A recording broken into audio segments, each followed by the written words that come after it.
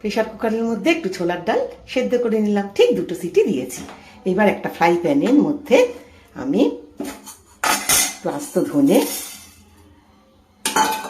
2টো শুকনো লঙ্কা আর আস্ত জিরে, আস্ত গরম মশলা সব দিয়ে দিলাম। দিয়ে এটাকে একটু শুকনো কলায় ভেজে নেব,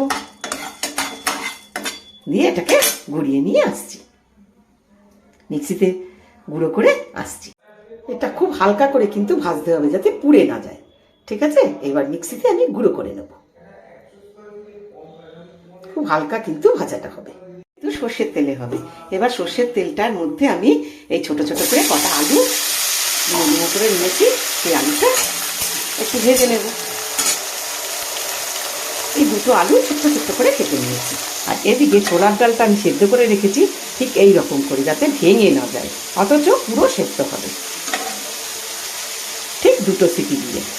এবার এই সর্ষের তেলটার মধ্যে এই আলুগুলোকে তো ভেজে নিয়েছি, এই সর্ষের তেলটার মধ্যে একটু আস্ত জিরে ফোড়ন দিলাম আর একটা শুকনো লঙ্কা ফাটিয়ে দিলাম।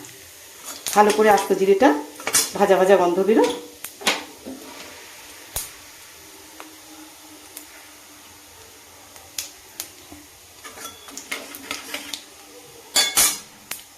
সুন্দর ভাজা ভাজা গন্ধ বেরোচ্ছে।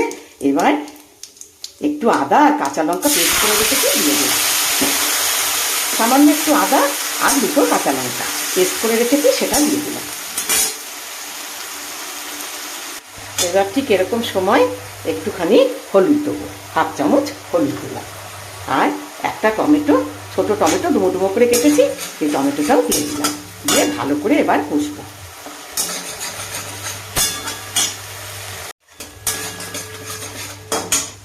এইবার আমি একটু আন্দাজ মতো নুন দেবো, আর মিষ্টি কিন্তু মিষ্টি দিতেই হবে, একটু আন্দাজ মতো মিষ্টি দিলাম। যে যেরকম তোমরা মিষ্টি খাও সেই রকম মিষ্টি দেবে।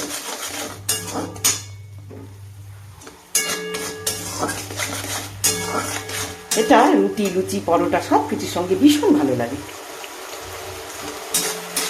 এই ছোলার ডালটা আলু দিয়ে খুব ভালো লাগে, আর এটা একটু মিষ্টি মিষ্টি হবে। এখন আমি এই আলুগুলো সব দিয়ে দিলাম, এই ভাজা আলুগুলো দিয়ে দিলাম, আর ছোলার ডালটাও দিয়ে দিলাম।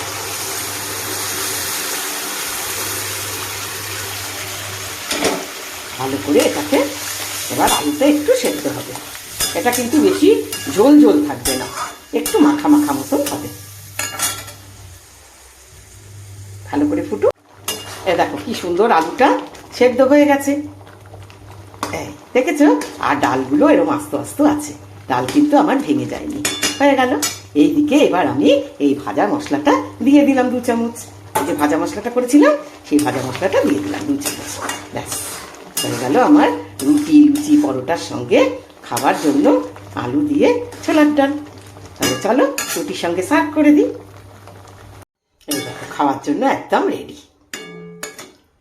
তাহলে ভালোবেসে আমার সাথে থেকো, এতক্ষণ ধরে দেখবার জন্য অনেক শুভেচ্ছা, ভালোবাসা আর অনেক ধন্যবাদ। খুব ভালো থেকো, আনন্দে থেকো, সুস্থ থেকো। এই হচ্ছে ফাইনাল লুক আলু দিয়ে ছোলার ডাল। ভীষণ টেস্টি হয় খেতে, ঠিক এইরকম করেই কিন্তু তোমরা করবে।